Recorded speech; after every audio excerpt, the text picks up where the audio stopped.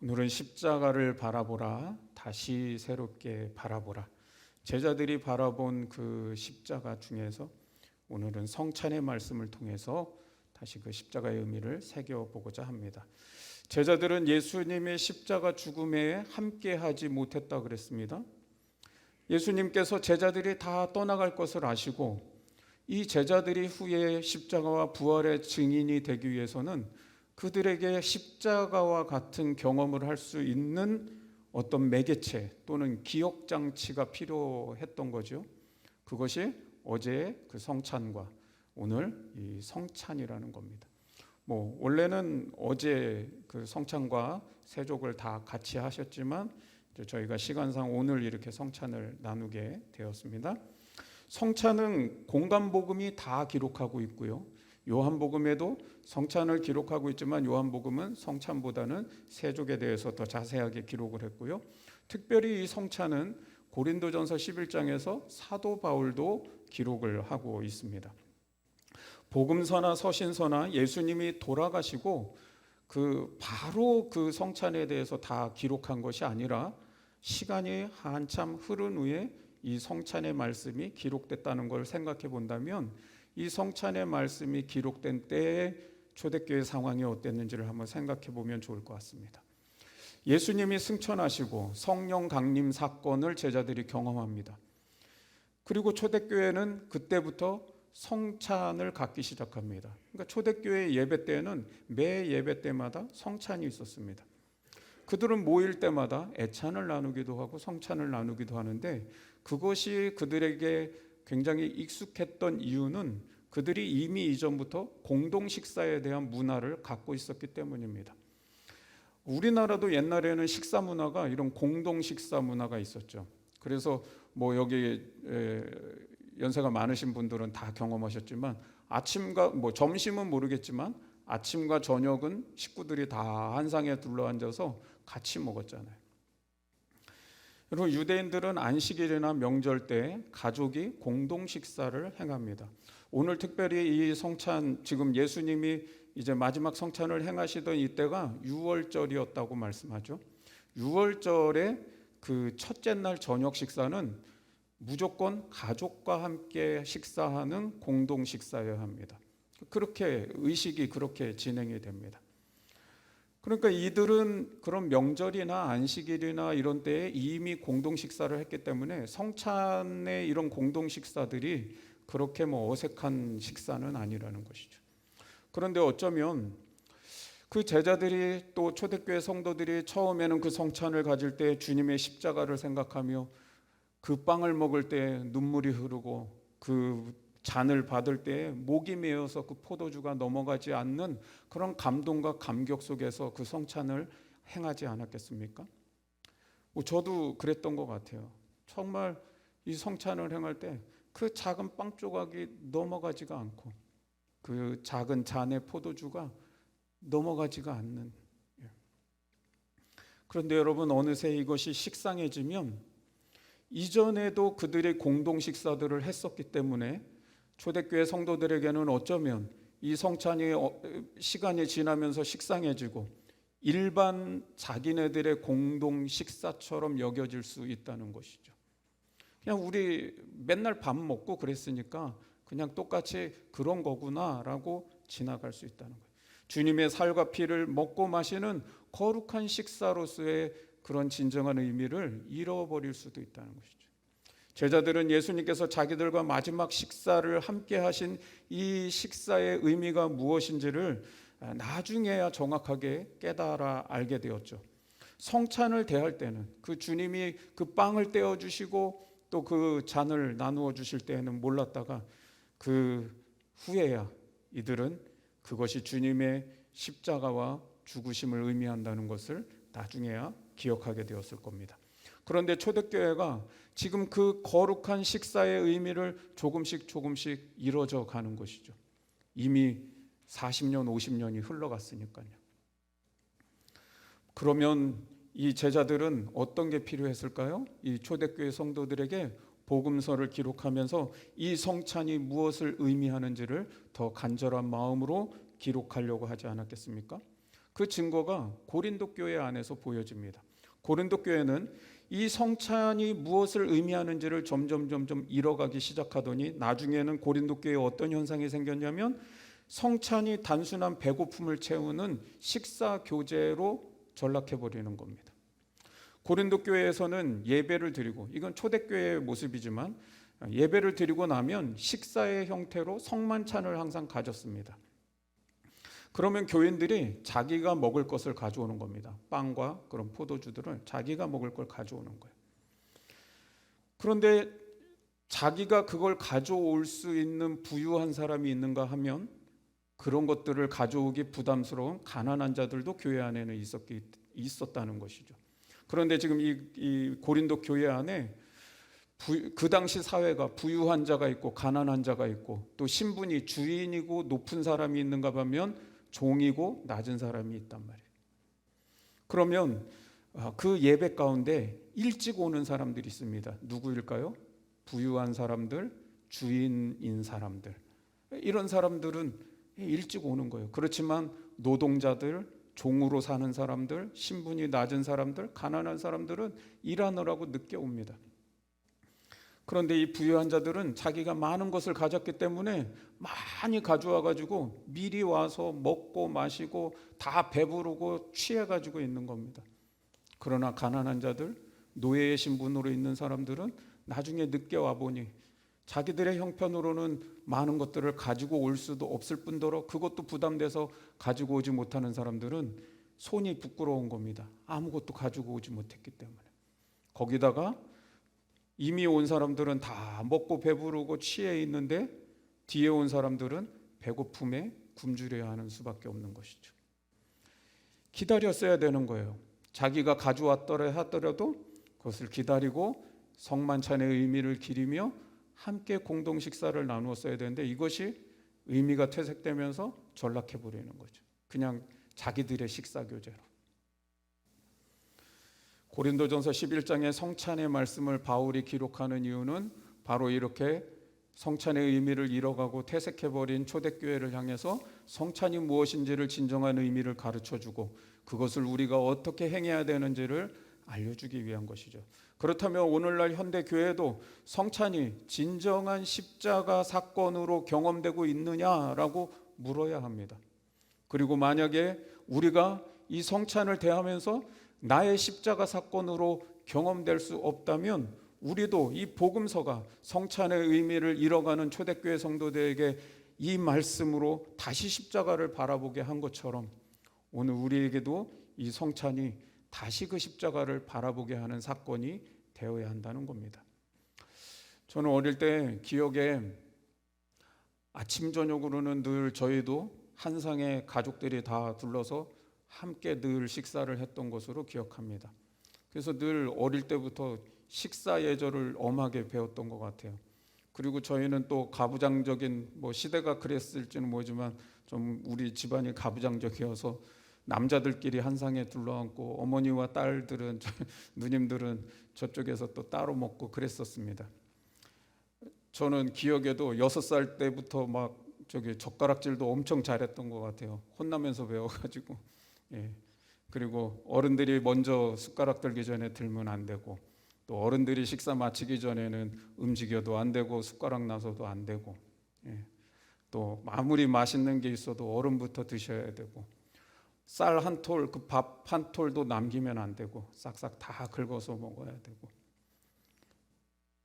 꾸부정하게 앉아도 안 되고 예. 이렇게 허리 구부리고는 안 되고 딱 세워서 먹어야 되고 하도 그렇게 배워서 그런가 저는 결혼해서도 얼마나 싹싹 다 비웠는지 설거지 할 게 없다고 너무 좋다고 막 그랬었는데 네. 지금은 이제 그런 게 다 사라졌죠. 네. 영성훈련을 가니까 다른 거 아니라요. 어릴 때 했던 그 식사 예절이나 이런 거 그대로 하는 것 같더라고요. 영성훈련을 가면 식탁 공동체를 나눕니다. 공동 식사를 해요. 그리고 나서 거기서 그 음식이 내게 오기까지를 그걸 이렇게 되짚어 보게 합니다. 여러분 음식이 내게 오기까지 그 한 끼의 식사를 앞에 두고 생각하게 하는 거예요. 성찰하게 하는 거예요. 이 음식이 오늘 여기에 어떻게 올라왔지?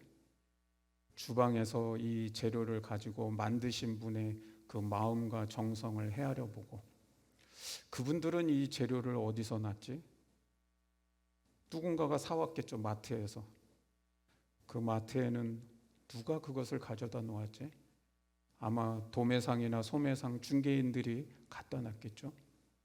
그 중개인들은 이 음식을 어디서 구해왔을까? 아마도 도매상이나 아니면 농부들에게서 가져왔겠죠. 농장에서. 그 농부들은 이 열매를 어떻게 얻었는가? 땅을 허락하시고 비를 허락하시며 햇빛을 허락하시고 계절을 허락하신 그 하나님의 은혜로 그걸 얻었다는 것이죠.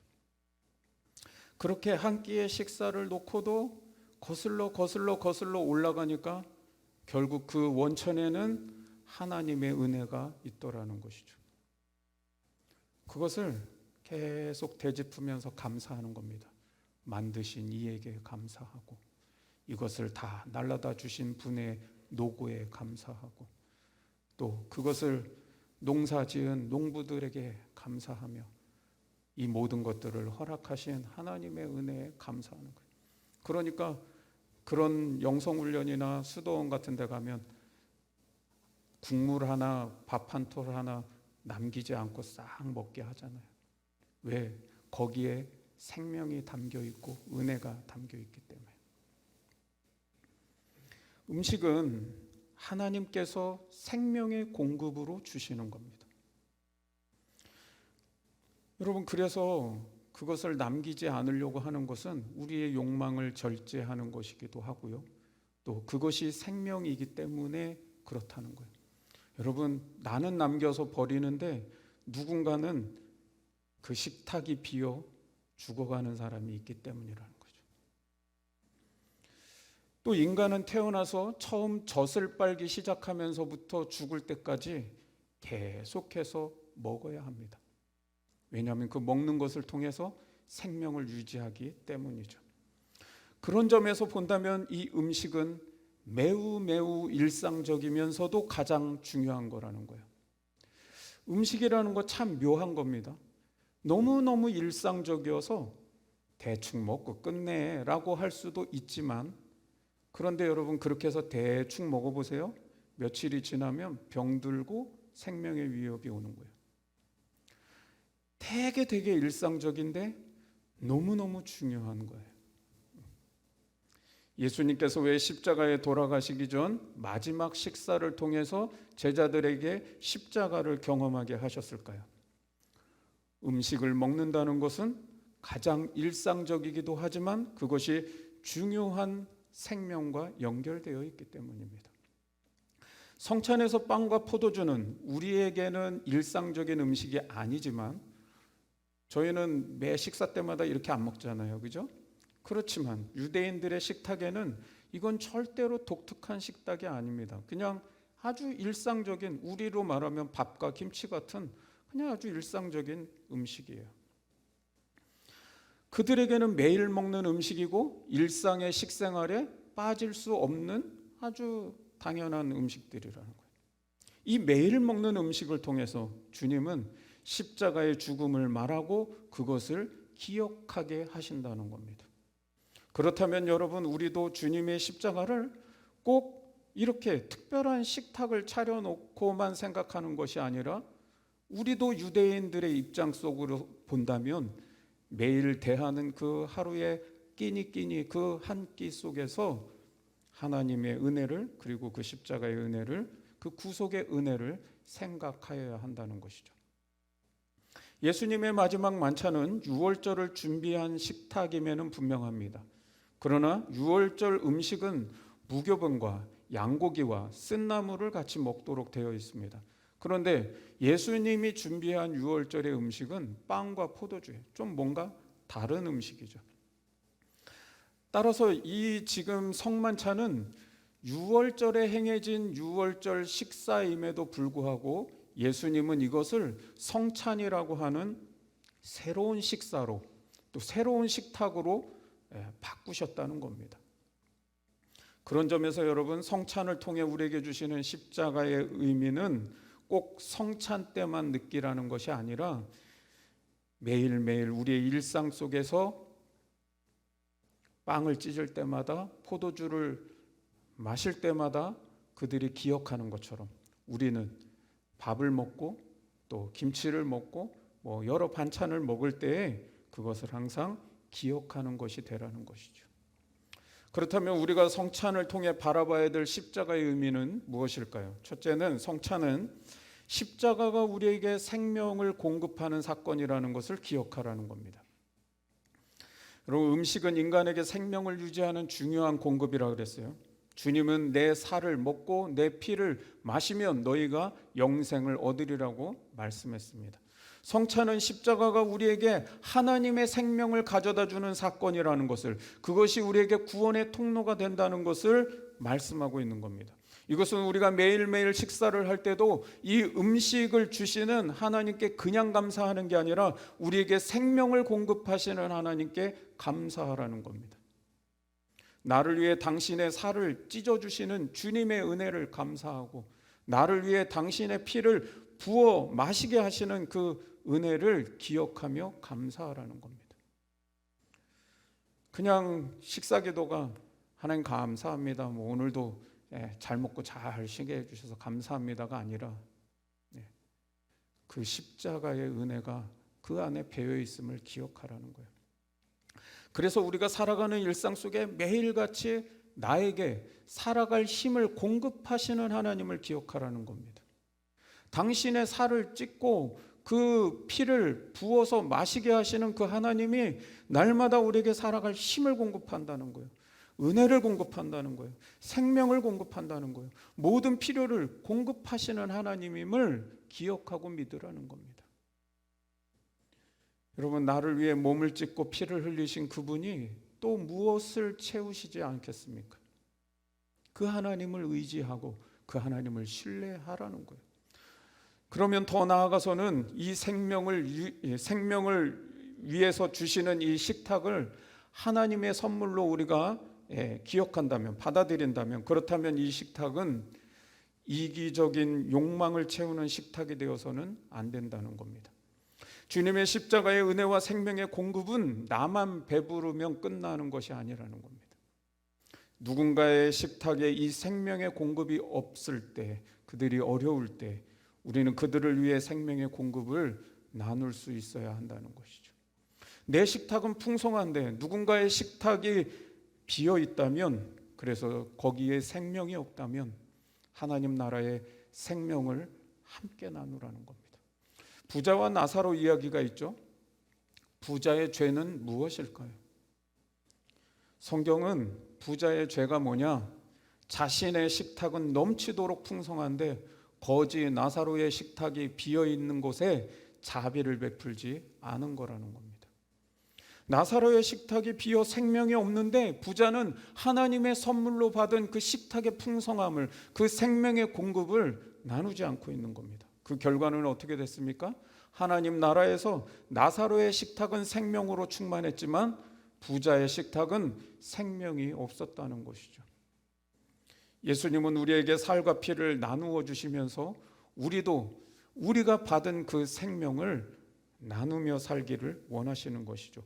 바로 그 생명을 나누는 것이 이 세상을 구원하는 일이요, 하나님의 나라의 생명을 임하게 하는 거라는 겁니다.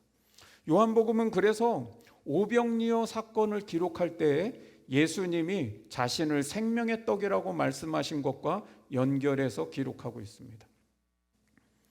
예수님께서 생명의 떡으로 자신을 주시고 그 생명의 떡인 자신을 떼어서 나누었을 때 5,000명이 먹고도 남았다는 것이죠.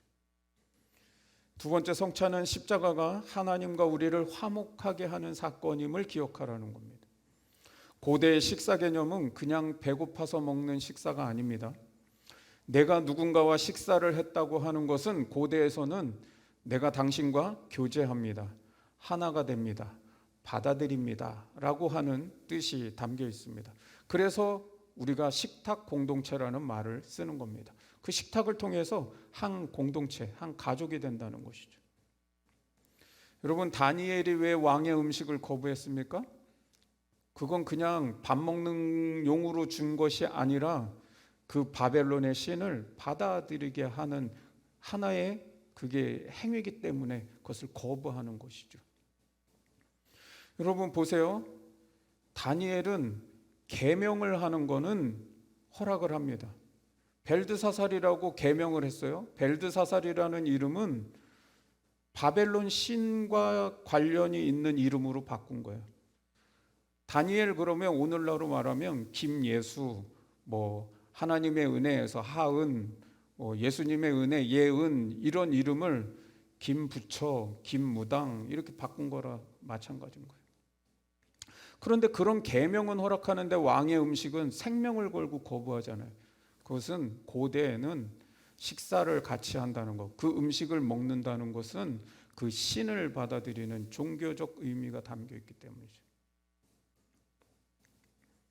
그래서 이 식탁을 함께 한다고 하는 것은 한 공동체가 되는 거예요. 거기에 내가 소속이 된다는 겁니다. 그러면 그 식탁에서 배제됐다는 건 무엇일까요? 반대죠. 공동체의 일원에서 빠졌다는 겁니다. 여러분, 성찬의 식탁 공동체는 하나님의 공동체가 되는 것을 말하는 겁니다. 우리가 그 식탁에 참여함으로 하나님의 가족 공동체가 됐다는 거예요. 여러분, 유월절 첫날 저녁 식사는 어떤 식사라 그랬습니까? 가족 식사라 그랬죠. 예수님이 그 유월절 첫날 저녁에 제자들에게 빵과 포도주로 함께 만찬을 나누신 이유는 무엇입니까? 그 제자들을 하나님의 가족 공동체로 받아주신다는 것이죠. 여러분, 그래서 이 성찬이라고 하는 것은 초대교회는 교회 공동체의 일원이 되는 하나님 나라의 가족 공동체가 되는 매우 중요한 의식이었던 거예요. 그래서 여러분, 가톨릭 교리에는 아직도 성찬은 구원과 굉장히 깊이 연관되어 있습니다. 구원으로 여겼습니다. 그래서 가톨릭에는 징계를 할 때에 수찬정지라는 징계가 있습니다. 물론 우리 개신교에도 수찬정지가 있습니다. 그렇지만 의미가, 느낌이 다른 거예요. 가톨릭에서는 수찬정지를 당한다. 이거는 엄청난 큰 벌인 거예요. 그런데 개신교에서 그렇게 징계도 하지 않지만, 개신교는 다른 교회 가면 되지 하고 가버리니까 징계도 못해요. 근데 여러분, 누군가에게 수찬정지 딱 내리면 그걸 막 어마어마한 막 나의 막 구원과 관련된 것으로 막 받아가지고 막 그렇게 합니까? 그렇지 않잖아요, 그죠? 여러분, 고대는 누군가 식사를 준비하고 빵을 주었다는 의미는 그 사람과 평화의 관계를 맺는다는 걸 의미합니다. 예수님께서 우리에게 살과 피를 마시게 하는 것은 십자가는 죄인된 우리를 하나님과 화목하게 하며 그를 하나님의 가족 공동체가 되게 하신다는 거예요. 우리를 그 성찬에 참여함으로 하나님의 자녀가 되게 한다는 것이죠. 그런데 여러분, 이건 굉장히 놀라운 은혜가 담겨 있는 것이죠. 죄인인 내가 하나님과 화목한 관계가 되고 하나님의 자녀가 되어서 내가 아버지를, 이제 하나님을 아빠, 아버지라고 부를 수 있게 되었다는 것은 무엇입니까? 하나님 아버지께서 이제 그 자녀를 당신의 생명처럼 지키시고 보호하시며 돌보신다는 겁니다. 그래서 마태복음에, 아니 너 공중의 새를 봐봐, 저 길의 백합화를 봐봐, 하늘 아버지께서 너를 그보다 귀하게 여기지 아니하시냐? 너를 먹이시지 않겠냐? 너를 입히시지 않겠냐? 너를 마시지 않겠냐? 하늘 아버지가 우리를 다 지켜주시고 돌보시고 함께 하신다는 거예요. 그리고 중요한 것, 이 식탁 공동체는 더 확장되어져 가야 된다는 것이죠. 우리끼리의 공동체가 되면 안 된다는 거예요. 세상의 어떤 죄인도 이 공동체 안으로 들어와 하나님과 화목하여 그 공동체는 계속 확장되어져 가야 된다는 거죠. 그런데 고린도 교회처럼 성찬을 이해하면 어떻게 되겠어요? 고린도 교회는 성찬이 끼리끼리가 되어져 가는 겁니다. 부자들은 부자들끼리 와가지고 먹고 마시고 흥청망청 다 그렇게.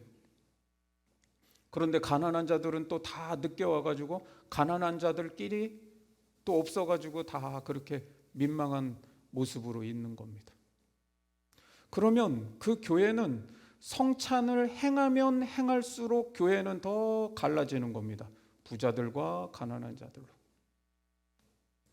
여러분, 오늘날 교회가 우리들끼리만 좋은 교회가 되면 점점 교회는 교회대로, 세상은 세상대로 그렇게 되어져 가는 겁니다.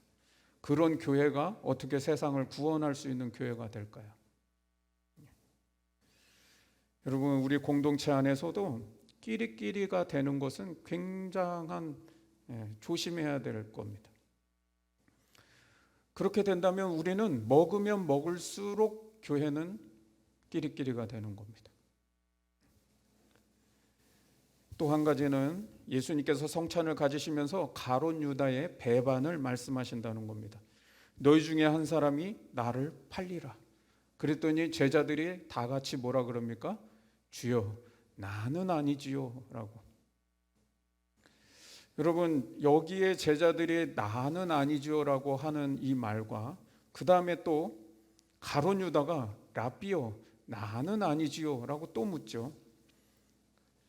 근데 예수님의 대답이 다릅니다. 제자들이 주여 나는 아니지요 그럴 때는 나와 함께 그 그릇에 손을 대는 자가 나를 팔리라고 말씀해 주시죠. 그런데 가룟 유다가 물어봤을 때는 어떻게 해요? 네가 말하였느니라. 여러분, 이게 제자들은 주님을 뭐라고 부릅니까? 주여, 퀴리에라고.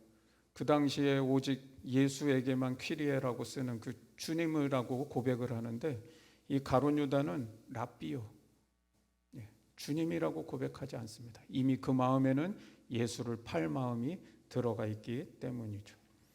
그런데 제자들이 주여 아니지요 할 때 그 뜻은 무엇일까요? 여러분, 누군가가 팔 마음이 있는데 여기 중에서 나를 팔 자가 있어 그러면 주여 저는 아니지요 라고 한다면 여러분 그 뜻은 무엇일까요?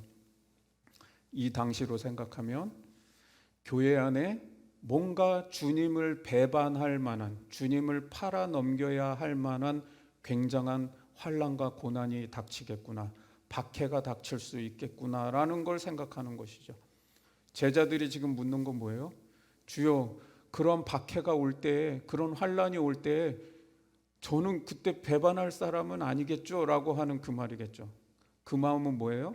예수를 팔 마음이 아니라 그 환난에 내가 과연 견뎌낼 수 있을까요? 하는 마음이겠죠. 그 두렵고 떨리는 마음. 그런 두렵고 떨림에는 주님이 뭐라고 말씀해줘요? 너는 아니니까 걱정하지 마 하고 위로해 주시고 감싸 주시는 말이죠. 그러나 가룟 유다는 나는 아니지요 그럴 때 가룟 유다의 아니지요는 무슨 뜻일까요? 그 당사자는 알잖아요. 이미 나는 팔 마음이 있고 주님이 팔 거야 라고 할 때 나는 아니지요 그러는 그 말은 무슨 뜻일까요? 두렵고 떨리는 마음이 아니라 알고 있나? 아닌가? 이걸 물어보는 거잖아요. 그러면 주님은 그런 가룟 유다에게 뭐라고 대답하는 거예요? 네가 알고 있구나. 네가 다 알면서 라고 대답해 주시는 거죠.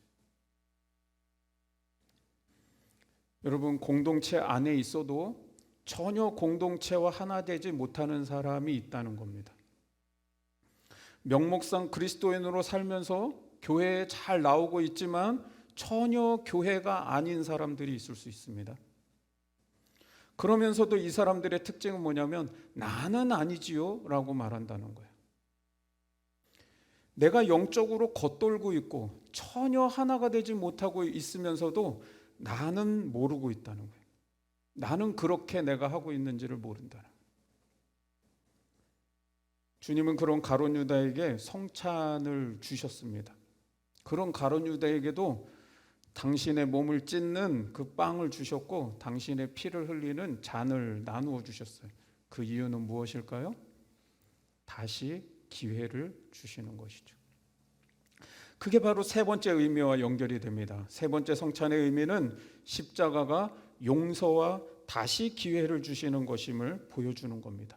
예수님께서 빵과 포도주를 나누어 주시는 것은 자신의 살 찢고 자신의 피를 부으심으로 모든 죄를 용서하시고 다시 하나님의 자녀로 살아갈 기회를 주시는 거고, 다시 하나님의 백성으로 살아갈 기회를 주신다는 거예요. 배반할 마음을 다 알고 계셨습니다. 3번 부인할 것도 다 알고 계셨습니다.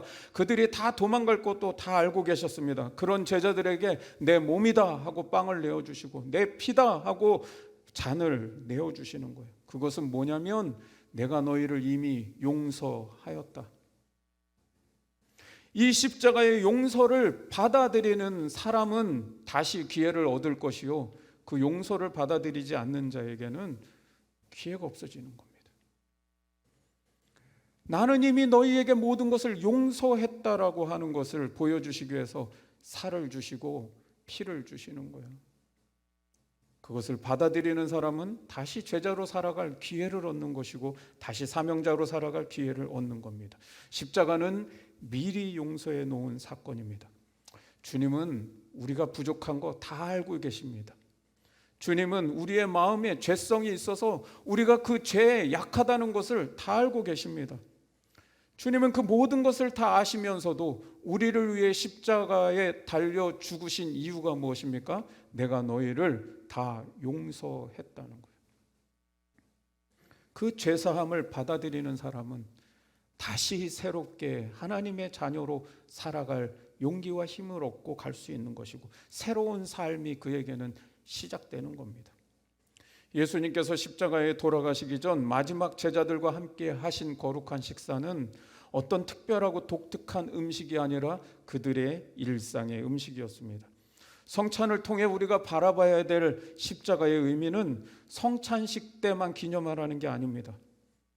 음식이라는 것이 매일 일상적이면서도 가장 중요한 생명과 연결이 되어 있듯이, 십자가의 은혜는 매일 우리의 삶에 없어서는 안 될 중요한 진리이며, 그것은 지극히 일상적으로 우리 가운데 새겨져야 한다는 겁니다.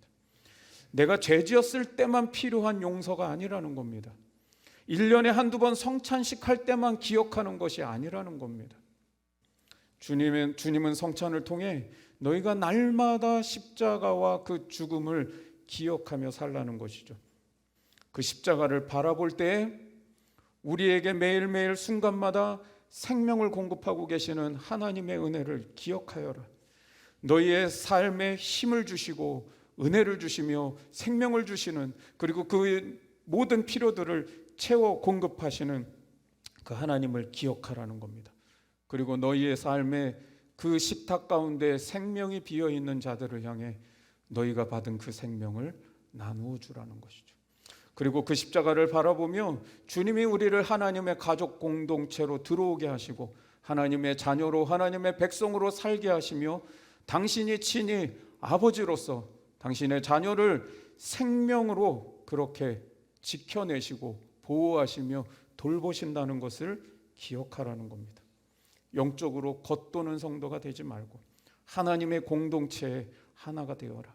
그리하여 예루살렘과 온 유대와 사마리아 땅끝까지 이르러 그 공동체를 확장하여라는 거죠.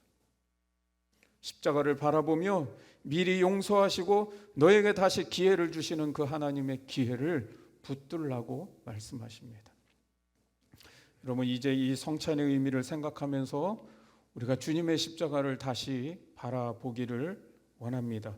우리에게 생명을 공급하시고 우리를 하나님과 화목하게 하시며 우리를 용서하시고 다시 기회를 주시기 위해 십자가에 피 흘려 돌아가신 그 주님을 바라보는 시간 되시기를 바랍니다.